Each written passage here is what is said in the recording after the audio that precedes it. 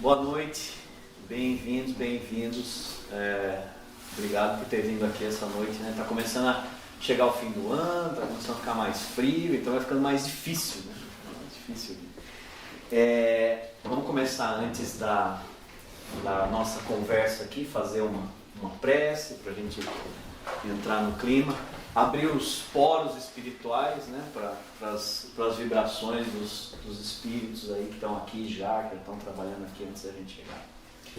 Então, pedimos ao nosso Mestre Jesus, ao Pai todo misericordioso, que nessa noite que aqui nos encontramos, nos congregamos, possamos aproveitar o máximo os ensinamentos que vêm, na verdade, do alto, que vêm dos espíritos benfeitores, que possamos levar das conversas daqui o melhor, aquele remédio, aquele conhecimento necessário para cada um de nós, para os nossos lares, para as nossas famílias, para os nossos amigos, para o nosso ambiente de trabalho, enfim, que esse foco de luz, que é o trabalho dos benfeitores nessa casa aqui, possa se espalhar, que nós possamos ser portadores, ainda que numa pequenina fagulha, e que possamos, ao levar essa fagulha para outros ambientes, para outras pessoas, para outros irmãozinhos, começar a acender outros focos de luz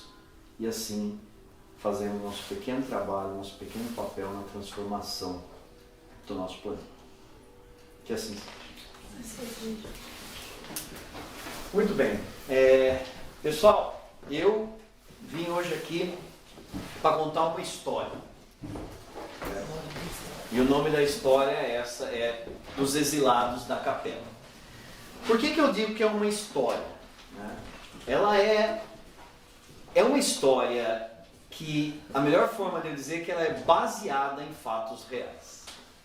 Porque se eu falar aqui que é uma história verídica, nós vamos ver que tem seus problemas. Mas também, baseado na doutrina espírita e nas comunicações que nós temos, não dá para eu falar que ela é totalmente fantasia.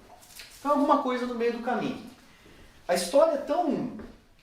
Por que a gente não consegue ir para um lado nem para o outro? Por que a gente não consegue provar que não aconteceu? E por que também eu não consigo falar com toda certeza que 100% da história é verdadeira? Porque ela é tão épica. Ela ocorre em períodos de tempo de milhões de anos. Ela ocorre em espaços no universo de dezenas de anos-luz. Como é que nós aqui, no nosso momento, né, com a nossa ciência e com o nosso entendimento, como é que a gente consegue entender milhões de anos? O que acontece com uma cadeira depois de 3 milhões de anos? O que acontece quando você tem que transportar, quando você quer viajar 40 anos-luz? Significa que a velocidade da luz leva 40 anos para percorrer aquela distância. Então, assim, as proporções dessa história, eu sou apaixonado pela história, né? Dá para perceber, por essa, mas as proporções dela são tão grandes que não tem um monte de coisa que a gente não dá para dizer, isso aqui foi provado pela ciência, ou foi comprovado que aquilo não existe, etc. Então, o que eu quero propor para vocês, que a gente se concentre nessa história, não são os detalhes. Você fala, aconteceu há 7 milhões de anos. Fala, me falou que aconteceu há 7 milhões de anos. Aconteceu naquela região. Não se preocupa com isso.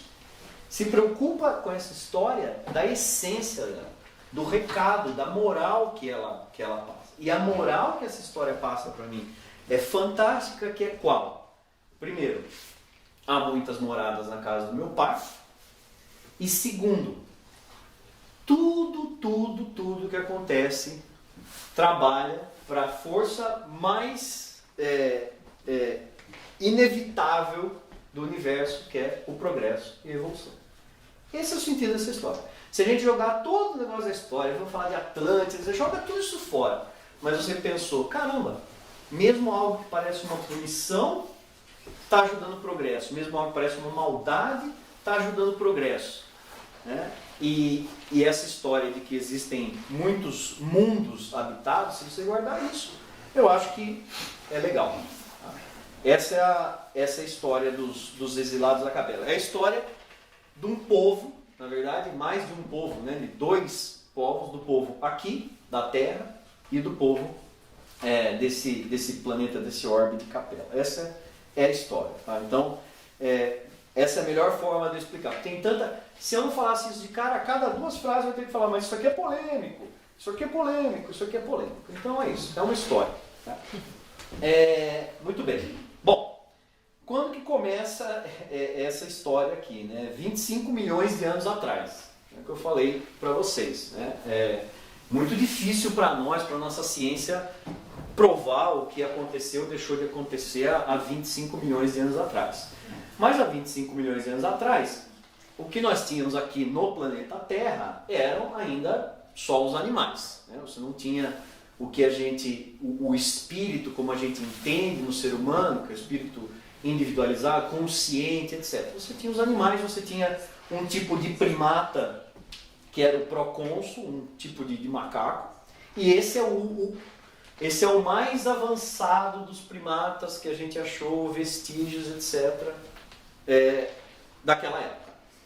Em algum momento, entre esses 25 milhões de anos atrás e 7 milhões, quer dizer, não é pouco tempo, em algum momento ali, né, surge o tipo humano, que não lembra nada o tipo humano de hoje, certo? Com certeza, se a gente olhasse lá o procônsul e o primeiro tipo humano, que vamos pegar aqui o Australopithecus, por exemplo, a gente olhar e falar macaco, macaco. Mas a diferença era muito grande já.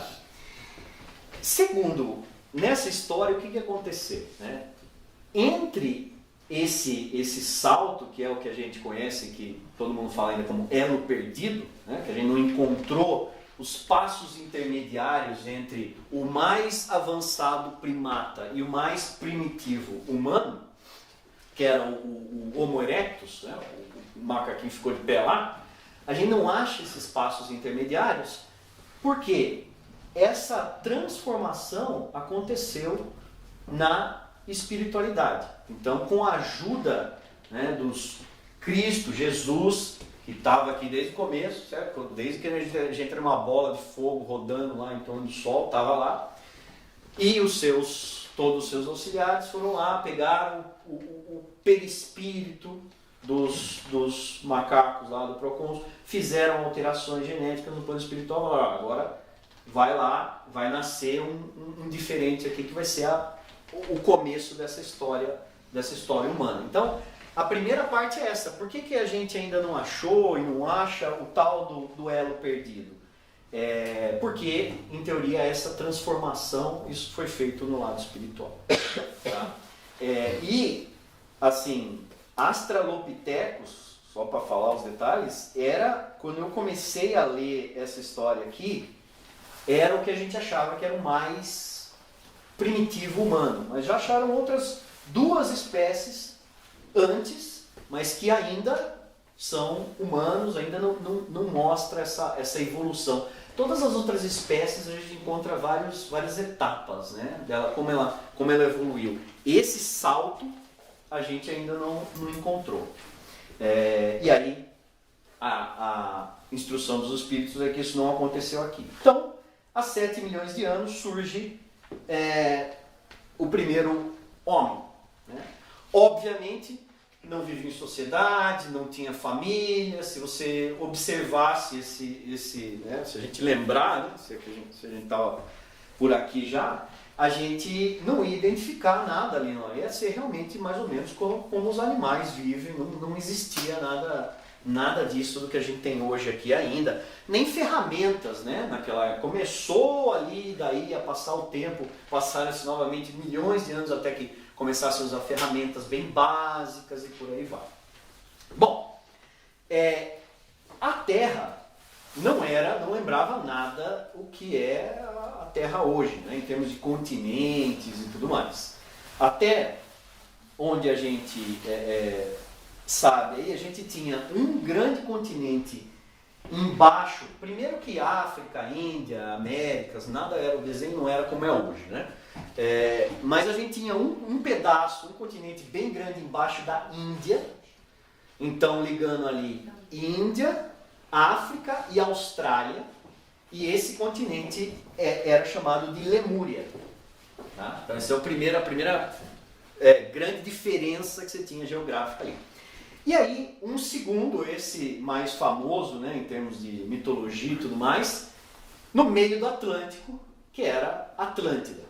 Então, a gente tinha, esse era o desenho, tá? Imagine que a América era menor, a Europa também, faltavam uns pedaços ali, e eu ia arriscar desenhar aqui, mas você tinha esses dois grandes continentes, um embaixo da Índia, Lemúria, e um no meio do Atlântico, Atlântida. Tá? Bom, muito bem. Tava lá os espíritos, a nossa evolução caminhando, aprendendo, de repente a gente começa a entender que se a gente viver em grupos ali, você consegue se defender de predadores, então aquelas noções mais básicas de sociedade começam a aparecer, né? E aí, vamos dar uma pausa na história da Terra. Né? Estamos lá de novo há alguns milhões de anos atrás. Né? Enquanto isso, longe daqui, de novo, né, a 42 anos-luz daqui no mínimo, tem a constelação do Cocheiro e a estrela de Capela. A estrela que, se a gente olhar no céu, é a sexta mais brilhante, e que hoje a gente sabe que na verdade são 4 estrelas ali juntas, a gente enxerga tudo junto, né, daqui. Então, ali existia uma civilização que, diferente daqui da Terra, né, já estava bem mais avançada. Mais avançada, inclusive, do que nós estamos hoje aqui. Tá? Segundo o que a gente lê lá em termos de como estavam os capelinos. Né? Existia um orbe lá, se esse mundo é um mundo físico, se é um planeta, ou se eles habitavam uma estrela, a gente não sabe, porque não tem nenhum problema de habitar uma estrela, né? Nem todo mundo precisa ter corpo físico aqui que nem nós. Então, enfim, os capelinos, como a gente chama, tinham chegado nesse momento da evolução deles, em que eles estavam muito avançados cientificamente, então do ponto de vista de ciência, do ponto de vista intelectual, a população estava muito avançada.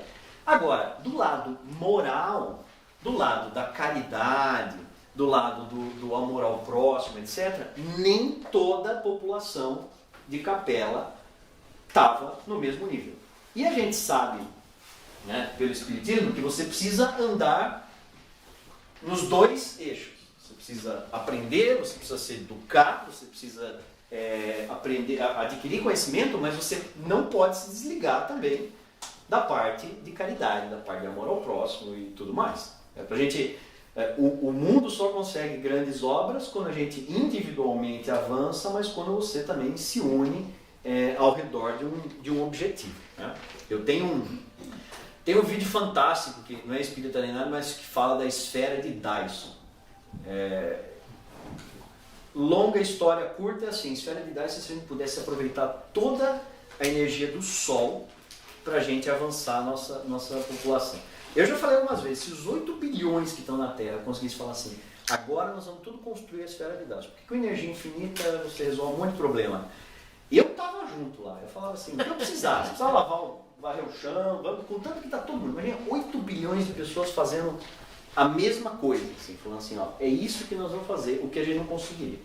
Mas enfim, os capelinos não estavam nesse ponto, tinha gente ainda muito avançado intelectualmente, mas pouco avançado em termos de caridade. Então, nesse momento, aconteceu um êxodo que é muito comum no plano espiritual, em que a própria vibração, a própria atmosfera do planeta, a atmosfera espiritual, tá? Ela se tornou incompatível com aqueles espíritos que não tinham avançado moralmente. Então, a gente acha que assim, uma sentença, falando, vocês agora vão para lá, mas não é um processo meio natural. Aquele espírito não consegue mais ficar naquele planeta. Então, naquele momento, foi feito esse plano, e Jesus envolvido, de pegar todos aqueles capelinos que ainda não que não eram mais compatíveis com aquela vibração do planeta e trazer para um mundo mais atrasado, em que eles seriam compatíveis, em que eles, e aí é que eu falo que é a beleza da coisa, com todo o avanço intelectual que eles tinham, mesmo vindo aqui para a Terra, que estava lá ainda os macaquinhos, mesmo vindo para a Terra, e mesmo se veio e escravizou, e maltratou, e teve isso e aquilo, eles avançaram a população terrestre imensamente. Trouxeram a própria noção espiritual, vamos falar de algum desses povos aqui, de comunicação com os espíritos, e trouxeram saneamento, fizeram muitas coisas que até hoje a gente não entende, né? Então, assim, essa passagem tem um trecho que o Emmanuel diz, né? Foi assim que Jesus recebeu, à luz do seu reino de amor e de justiça, aquela turba de seres sofredores e infelizes. Com a sua palavra sábia e compassiva, exortou aquelas almas desventuradas à edificação da consequência, pelo cumprimento dos deveres de solidariedade e de amor, no esforço regenerador de si mesmas. Mostrou-lhes os campos de lutas que se desdobravam na terra, envolvendo-as no halo bendito de sua misericórdia e de sua caridade sem limites. Abençoou-lhes as lágrimas santificadoras, fazendo-lhes sentir os sagrados triunfos do futuro e prometendo-lhes a sua colaboração cotidiana e a sua vinda no porvir. Aqueles seres desolados e aflitos que deixavam atrás de si todo um mundo de afetos, não obstante os seus corações empedernidos na prática do mal, seriam degradados na face obscura do planeta terrestre. Andariam desprezados na noite dos milênios de saudade e de amargura. Reencarnar-se-iam no seio das raças ignorantes e primitivas e lembrariam do paraíso perdido nos firmamentos distantes. Por muitos séculos não veriam a suave luz de capela, mas trabalhariam na terra, acariciados por Jesus e confortados na sua imensa misericórdia. Então, todos esses espíritos foram transportados para cá. Lógico que no primeiro momento no plano espiritual, né, não dá para sair já.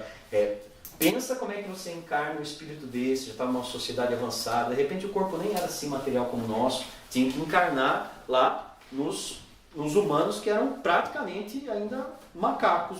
Se a gente olhasse de novo ia ser primado, né? Então isso começou a acontecer. Começou a acontecer na Lemúria, né? E aí são gerações e gerações que vão passando, que vão aperfeiçoando, que vão começando a construir as sociedades e tudo mais. E aí por conta que tem literatura que fala julgamento divino, etc., eu acho que foi só um movimento de placa tectônica mesmo. A Lemúria afunda. A Lemúria, o continente inteiro afunda, sobe um pedaço da Austrália, um pedaço da África, um pedaço da Índia. Algumas tribos, alguma parte dessa população migra para essas áreas e vai continuar o processo. Aí, a próxima geração, que foi a Atlante, né, já era mais avançada, já tinham noções de espiritualidade, de comunicação com os espíritos. As próprias pirâmides que a gente encontra, né, em incas, astecas e maia, e a teologia deles e tudo mais, isso porque veio de Atlântida, veio dessa civilização que a gente tinha em Atlântida, né? Mais uma vez, 700 mil anos de novo, não é uma coisa que acontece de um dia para o outro. 700 mil anos depois é a vez da Atlântida afundar, e aí sobe o pedaço que falta ali da Europa, da América do Sul, e onde justamente alguns desses povoados se refugiaram e que construíram as pirâmides e tudo mais. Então, e a gente tem mais ou menos o cenário do mundo que nós temos hoje. Então, depois dos lemurianos, que foi, vamos dizer assim, a primeira leva, e depois dos Atlantes, que foi a segunda leva, aí vieram 4 levas que os descendentes estão entre nós até hoje. Não vou dizer que os capelinos, que são os hindus, os egípcios, os hebreus e a raça e os arianos. Então, esses foram os outros 4 tribos de capela que encarnaram aqui. E aí, o que acontece, né? Egípcios, vamos falar de cada um desses povos, né? Egípcios. Esses eram os mais avançados, os que tinham menos dívida, vamos dizer assim. Vieram, fizeram, né, as pirâmides e tinham toda a noção de comunicação com o plano espiritual, tudo isso eles tinham já, os sacerdotes, os magos do Egito e tudo mais. Né? Se vieram e no primeiro momento teve escravidão, isso, aquilo, isso também não é consenso, mas se teve isso, foi porque esses espíritos se vieram para cá e porque ainda não tinham aprendido tudo que tinha para aprender. Mas não há como negar que eles avançaram ali o povo terrestre muito. Né? E, segundo consta também no próprio Emmanuel, praticamente não há mais ninguém dessa tribo de Capela entre nós. Se há, é porque resolveu, gostou, né? E ficou por aqui. Né? Você vê que eu fico falando, eu tenho dúvida, né? Eu falo nós, mas será que eu estava aqui, né, na Terra, lá nos macaquinhos? Não sei, então não dá para saber realmente, mas eu vou me considerar parte terrestre, porque se eu me considerar capelino, das duas uma, né? Ou eu sou muito ruim porque eu não voltei ainda para a capela, né? Ou, enfim. Mas, enfim, eles ajudaram muito, né? O povo egípcio que está lá hoje, como eu já falei, não é mais o povo de Capela, segundo a literatura espírita. Os hindus, né? Outra religião que traz outro povo que trouxe uma cultura espiritual muito grande, encarnação, karma, chakras, tudo isso. Né? Como os egípcios não eram imperfeitos, né? Tanto é que teve a própria questão das criações das castas e tudo mais, então tinham também as suas dívidas para pagar, mas sem dúvida contribuíram aqui para os terrestres, né? Que estavam por aqui. Hebreus. Né? Hebreus, esse supostamente era o povo, veio junto com os egípcios, mas esse era o povo mais endividado. E aí diz que por isso é que Jesus nasceu ali no meio deles para ajudar e tudo mais. Esse era o povo mais... não é o mais rebelde são os arianos ainda, mas era o povo que tinha mais dívidas para pagar, então passou por todo esse sofrimento e por aí vai. E finalmente os arianos, que virou o povo europeu e tudo mais, que diz que eram também muito práticos, muito de ação e etc., mas também eram um pouco frios demais, faltava um pouco a compaixão e a caridade, por aí vai. Certamente, né, se existem poucos capelinos entre nós, e aí o que a literatura diz é que tem duas opções: ou ficou como missionário mesmo e está aqui para ajudar porque, né, pegou amor por nós, ou tem alguns que ainda estão para atrapalhar mesmo, né, para fazer tumulto e tal, está revoltado, não gostou de ser exilado e tudo mais. Mas o ponto principal da história é o seguinte, né, pessoal, veja essa situação.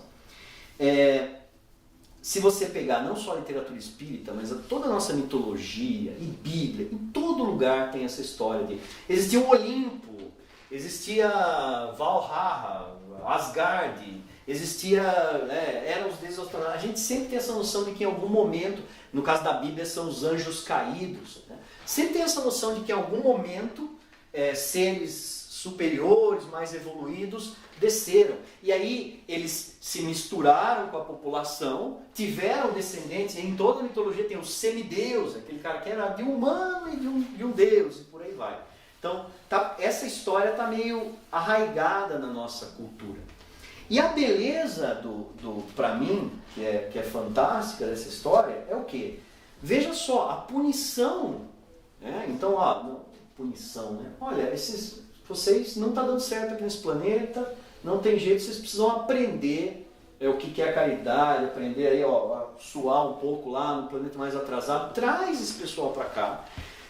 Eles, nesse processo de aprender, ajudam a população local a evoluir, a aprender, andar para frente, e depois, a maioria pelo menos, volta lá para a capela e segue a sua evolução, a sua jornada espiritual. Então, para mim, essa é a beleza da história, né?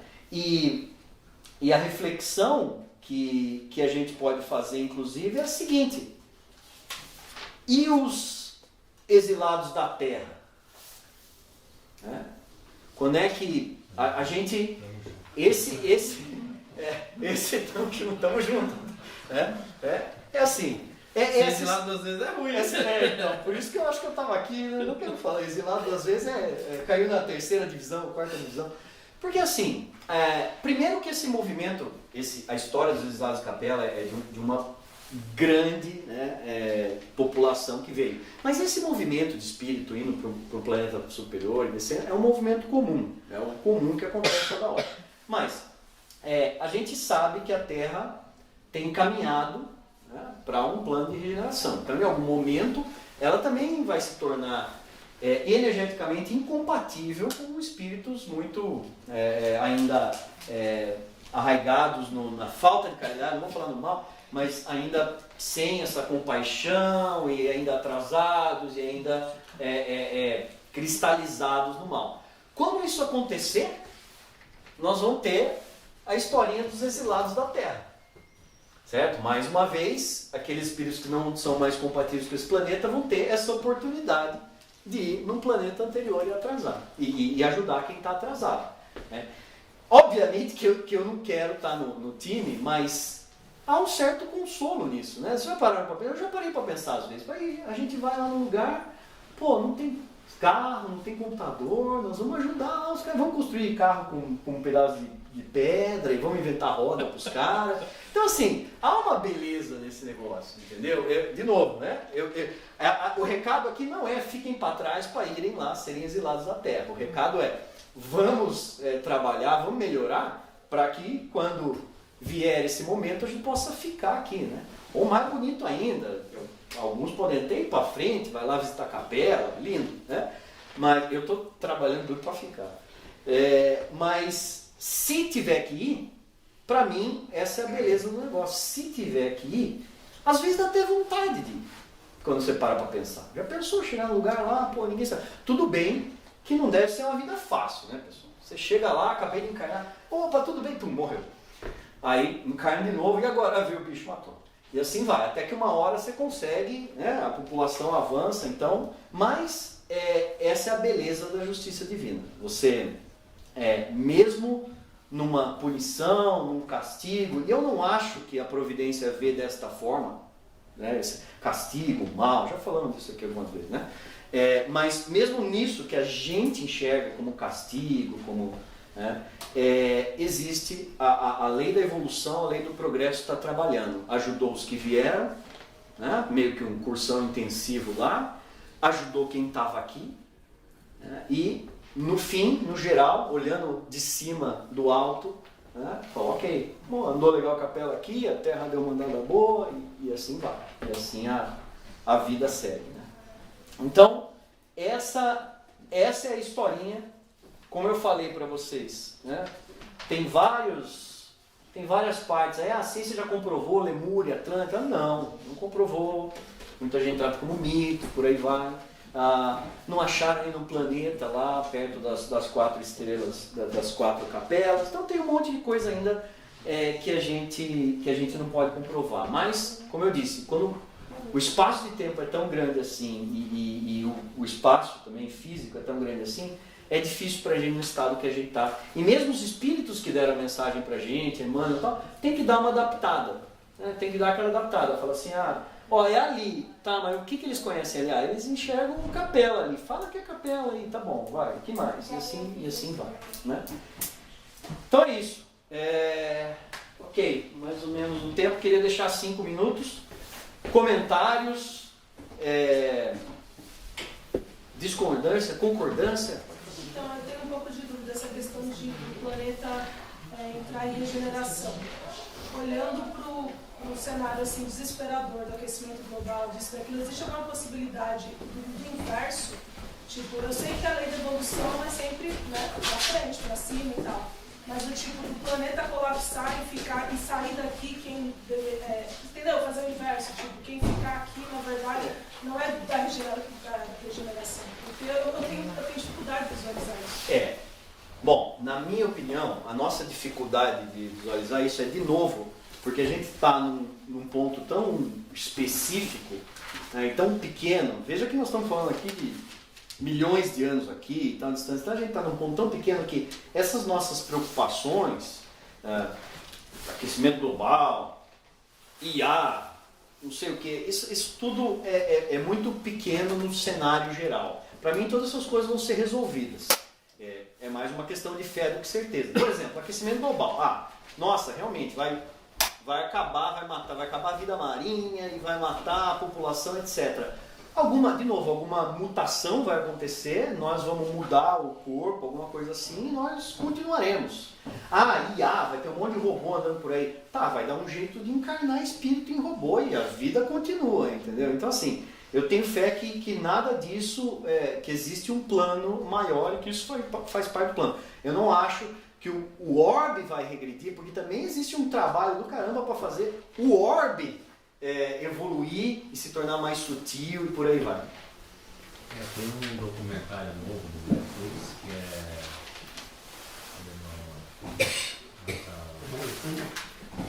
a Terra que nós vivemos, uma coisa assim. E lá mostra que a Terra já passou por destruições várias vezes, entendeu? Que virou bola de fogo, virou gelo, virou bola de fogo, virou gelo. E a vida sempre achou uma forma, que essa é a grande mensagem do documentário. A vida sempre encontrou uma forma de continuar. Mesmo quando teve a era do gelo, mesmo quando a Terra virou uma bola de gás venenoso, já existia vida. E cai meteoro. Ela continuou. Então, assim, eu acho que o que ele está falando, né? Essa regeneração ela vai se dar independente do que acontecer no planeta físico. Os espíritos vão se adaptar, os espíritos vão aprender, eles vão continuar evoluindo, vão vir outras espécies, vão vir outros tipos de... Essa questão são os espíritos que não estiverem mais compatíveis com a energia da regeneração, eles não encarnariam mais aqui na Terra. É a nossa ação, né? Tipo, que o homem... Enfim, o caminho que a gente... eu não estou falando que é assim, né? Se exploda, vamos, deixa esquentar, pega lá e queima a gasolina, não é isso que eu estou falando. Mas o recado desse documentário que eu achei espetacular é que ele fala assim, olha, a Terra vai ficar bem. A humanidade, o homem, eu não sei, mas a Terra vai ficar bem. A Terra, e a vida, né? Como o Rodrigo, a vida vai continuar. O homem, eu não sei se vai estar aqui para ver. Mas a gente sabe que se não for esta forma, né, vai ter alguma outra. Talvez tudo isso esteja se alinhando, certo? Robótica, aquecimento e não sei o que, talvez tudo isso faz parte do plano, mas de novo, vai levar milhares de anos. Então é muito difícil a gente aqui agora, né, tentar extrapolar o que vai acontecer em milhares de anos. Uma coisa que é interessante observar até, desse episódio teve um evento lá que aconteceu, que matou os dinossauros e surgiu os mamíferos, né? Então, assim, é uma espécie muito mais evoluída, os mamíferos, em comparação com os dinossauros. Não é um réptil. Então, que ele falou, né? Se tiver um fenômeno na Terra, talvez o ser humano, como é hoje, né? Ele vai desaparecer, mas vai surgir talvez um homo spiritualis, homo energéticos, homo spiritualis, que vai ser uma evolução do ser humano, entendeu? E a Terra vai continuar progredindo. Agora, quem não se encaixar... O legal é que a vida nasce na água, eles mostram, nasce na água, o anfíbio que bota ovo sai, aí vira réptil, tudo, e depois ela volta para a água como um mamífero de novo, pelos golfinhos, pelas baleias, teve que ir para a terra para voltar para a água. Mais algum comentário, alguma pergunta? Você falou de Atlanta, tem o Edgar Cayce, já ouviu falar desse cara? Ele é um clarivoyant aqui dos Estados Unidos. 1877, acho que ele nasceu, morreu em 1945. Ele teve um trauma quando ele era pequeno e começou a falar para a pessoa do lado assim, você tem essa doença porque você viveu numa vida passada assim assim. Então criaram aí essa associação Edgar Cayce e tem vários livros dele. E ele chama de readings. Cada vez que ele falou para uma pessoa, você fez isso, você fez isso, fez isso. O interessante é que muitas coisas que ele fez, que ele falou, que a pessoa, você nasceu nesse lugar, assim, mas nem tinha isso. Aí os descobrimentos arqueológicos provavam que ele estava falando certo, depois que ele morreu. Inclusive que acharam no Mar Morto lá manuscritos de pessoas que ele falou, você estava assim no lugar desse jeito, e não podia estar porque a Bíblia não falava, os livros que falavam nada, e depois que acharam os manuscritos do Mar Morto, depois já, porque parece que foi 32, né? E ele fez essa predição dele antes, tá? E você falou de Atlanta, né? Eu conheci ele por causa de Atlanta. O pessoal dele separou as inscrições que ele fez, que ele falou das pessoas que vieram de Atlanta, os 3 períodos de Atlanta que... A Grande Atlanta, porque... Então, eu até esqueci de falar isso, tem tanto negócio para falar, mas quando eu decidi fazer essa palestra, quando eu botei o nome lá, falar dos exilados da capela, uns 2 dias depois saiu uma matéria de um arqueólogo que achou um tablet, tá? Tablet não é isso aqui, tá? É um pedaço de pedra. Um pedaço de pedra com um monte de números lá, eles não sabiam o que era. Aí, há 2 semanas atrás, eles descobriram que é uma tabelinha para calcular, fazer cálculo de seno, cosseno, que faz muito mais rápido do que os métodos que nós temos hoje. Assim, um tá da Babilônia antiga. Então, assim, e agora eles vão usar essa tabelinha, provavelmente em placa de vídeo e tal, para acelerar o negócio. Quer dizer, pensa nisso. 3, 4 mil anos atrás, o cidadão lá com picareta, botando os numerinhos lá, acharam essa tabela. Então, assim, tem muitos indícios desses de que tinham... Eram os deuses astronautas. Eram os deuses astronautas. Tem o desenho do Bluetooth, né? Tem uma pirâmide, tem o desenho do cara lá segurando que dizem que é um celular. Então, um dia saberemos, né? Um dia eu quero tentar entender toda essa história aí saberemos. Mas eu acho que é muito legal. Tem só um comentário, né? Muito boa palestra, eu adoro esse assunto. Você se baseou também no Caminho da Luz, tu lembra?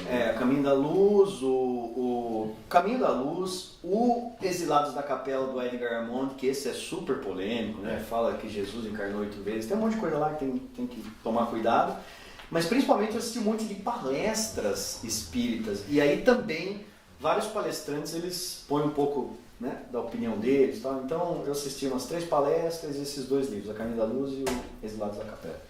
Mas a questão quando você falou da individualidade da cena, o elo perdido, na verdade, não eram um indivíduo, certo? Eram vários que aconteciam simultaneamente, né?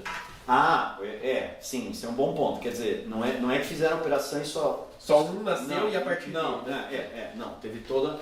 O elo perdido, essa cirurgia espiritual foi o molde, né, do perispírito animal para o perispírito humano, mas aí sim, encarnaram a história do Adão, né, pode, assim, na ordem cronológica até nasceu um primeiro ali, mas aí nasceram vários, sim, tem razão. Foi sério. Não foi assim, né? O Adão e daí ele teve um monte de filhos. Aí ia demorar muito mais tempo, mas foi uma série de.